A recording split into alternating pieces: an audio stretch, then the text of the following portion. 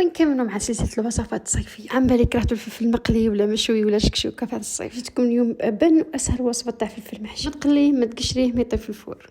تبعوا معايا الوصفه وما تنساوش ديروا لايك وفولو. لازم في الفلفل المحشي تخيروا حبات الفلفل يكونوا شوي صغار وسقمين في الحشو ما يتعبوكمش. تشلوهم مليح وتنحي لهم التاج وزيدوا تنحي لهم الزريعه. ل6 حبات فلفل حتحتاجوا 250 غرام لحم مرحي، حبه بصله صغيره مربيه، وكاس رز مش طايب تشلوه مليح، وزوج معالق كبار معدنوس مقطع، وزوج حبات طماطم مرحيين.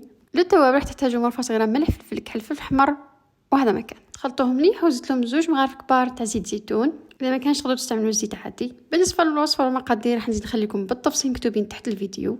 وكا بعد ما وجد الخليط تاعنا حنبداو نحشيو الفلفل. وبالنسبه للصوص راح نحتاجوا زوج كيسان ماء دافي، مرفه كبيره طماطم تاع الباط اللي هي طماطم مصبره، والتوابل اللي هي نفسها مرفه صغيره ملح فلفل كحل وفلفل احمر. زدت لهم زوج مغارف كبار زيت زيتون وخلطتها مليح. في كوكوطه ولا قدره تحطوا الفلفل تاعكم هذاك مع التاج تاعو، تستفوهم مليح، ومن بعد نزيدوا لهم لاصوص هذيك من فوق على نار متوسطه. تقفلوا الغطاء وتخليوها 40 دقيقه، ما تطيب في الفرن ما والو في هذه السخانه. وهذا هو شكلها النهائي، طريه وبنينه واللحم الروز في زوج طيبين. لازم تجربوها. وما تنساوش ديروا لايك وفولو. سلام.